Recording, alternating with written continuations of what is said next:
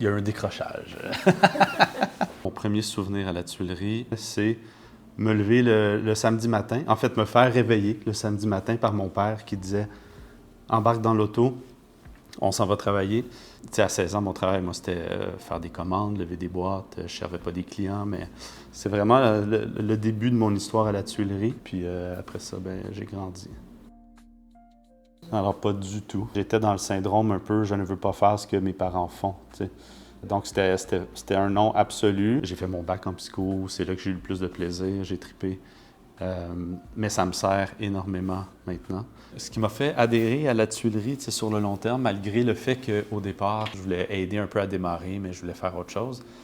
Tout le côté des liens que tu tisses, ça m'a un peu pris au dépourvu. Puis ça nous donnait le goût de se lever chaque matin puis d'aller travailler, d'aller voir tes amis. Tu sais, c'est pas déplaisant de travailler quand tu le fais avec des gens que tu aimes. Fait que ça, c'est un truc. Puis l'autre chose qui m'a vraiment accroché, c'est la passion pour le matériau, fait que pour la céramique. C'est pour ça qu'assez rapidement, moi, je suis allé vers les achats.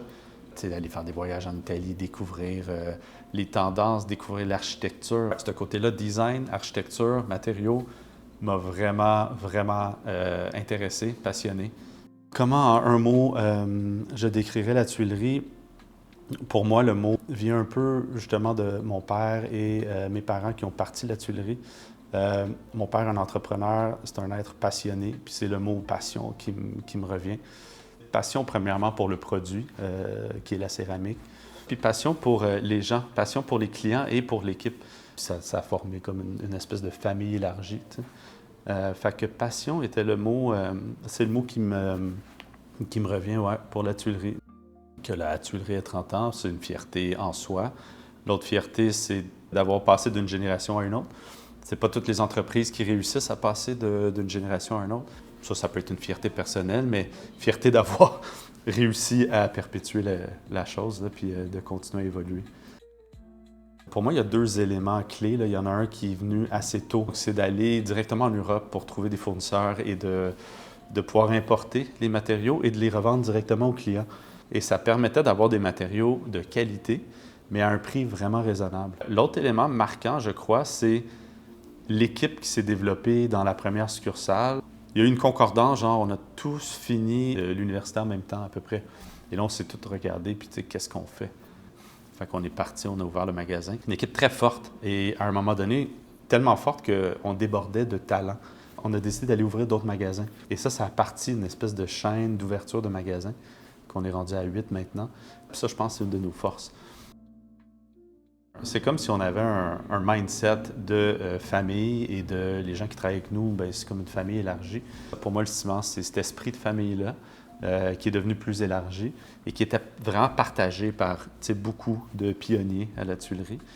Je pense que ça se ressent encore. C'est sûr que c'est différent, mais c'était tellement fort à l'époque que c'est sûr que ça a laissé des traces, là. Mais je pense qu'on ne peut pas l'expliquer.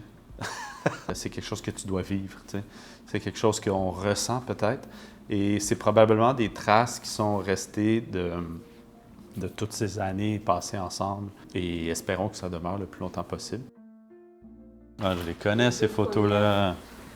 Oh my God. Ben, tu sais, quand tu parles de famille, là, ben, ça, c'est le cœur, le noyau. Donc, moi, je suis là avec les cheveux dans les airs, à l'arrière, à côté de mon père et ma mère qui est en avant-plan.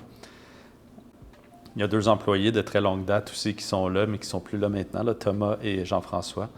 Jean-François nous a quittés il y a 2 semaines, donc ça me ramène un peu ce souvenir-là. Jean-François qui a été... c'était un conseiller hors pair, c'était un érudit, il connaissait tout, fait que c'était quelqu'un de très, très attachant. Et Thomas a travaillé une dizaine d'années ou plus, était vraiment un membre de la famille. Et à l'arrière, bien, il y a les frères Simard, donc ça, c'est des amis d'enfance qui ont travaillé pendant de nombreuses années aussi. Ça, c'était comme vraiment au départ, là, c'est l'exemple parfait de noyau familial et autour, là. Bien, puis la deuxième photo, c'est vraiment le fun parce que ça découle un peu de la première. Tu sais, au début, il y avait la famille et très proche, puis là après, on voit Thomas avec son enfant. Et là, on voit des membres de la tuilerie. Donc, il y a Renaud, qui est un cousin à moi. Il y a Marc-André, qui est encore ici maintenant. Edwin, à droite, qui est allé faire, lui, une maîtrise en linguistique au MIT. Tu sais que dans les valeurs de la tuilerie, depuis très, très longtemps, il y a la bourse d'études. Le noyau familial créait d'autres noyaux, tu sais, autour, qui devenaient des amis. Et on passait énormément de temps ensemble, au travail, mais même hors travail. Ben, tu sais, c'est 15 ans de ma vie que j'ai travaillé dans cette succursale-là, fait que je suis habitué de voir cette façade de briques. La tuilerie est née à la suite d'un centre de liquidation qui s'appelait le marché de la tuile. C'était à l'époque un cul-de-sac dans Outremont, où est-ce qu'il y avait 3 commerces qui se complémentaient. Fait que c'était vraiment un petit microcosme super intéressant. Fait que c'est un peu ça que moi, ça me rappelle, cette photo-là.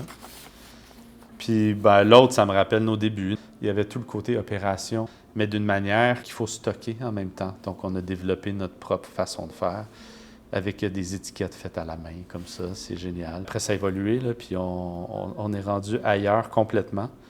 On en bougeait de la boîte à cette époque-là, là, énormément. Ah ouais. Fait que celle-là, ouais. Donc là, ici, on a Martin, Félix, moi et mon père. Je crois que c'est le premier triathlon qu'on a participé. C'est le triathlon pour l'hôpital Sainte-Justine. Et c'est probablement comme un 50 000, 60 000 $ qu'on a accumulé parce qu'on a fait ce triathlon-là pendant 6-7 ans, 8 ans de suite. Fait qu'à chaque année, c'était un peu notre façon, notre événement.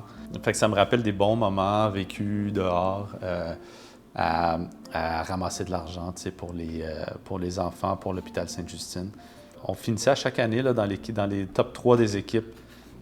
Puis notre petit secret, c'est ça, c'est que moi, je contactais nos fournisseurs, puis je disais, voulez-vous participer? Et là, ça donnait une palette de céramique, et ça donnait ci, ça donnait ça, que nous, on convertissait en dons. Puis ça faisait des belles sommes à la fin, tu sais. Fait que, ouais, des bons souvenirs. Qu'est-ce que je souhaite à la tuilerie pour ses 30 ans? J'avais envie de dire, tu sais, quand c'est ta fête, qu'est-ce que tu veux? Ben, tu veux de l'amour, quoi. Fait que de l'amour de ses employés et de l'amour des clients. Tu sais, je pense que la tuilerie mérite plein d'amour. Puis je pense que la tuilerie, maintenant j'en parle de manière détachée, mais fait du mieux qu'elle peut pour servir les clients, accommoder les clients, livrer des matériaux de construction, tu sais, de bonne qualité, au bon moment. Alors, ouais. Souhaitons de l'amour à la tuilerie là, pour ses 30 ans.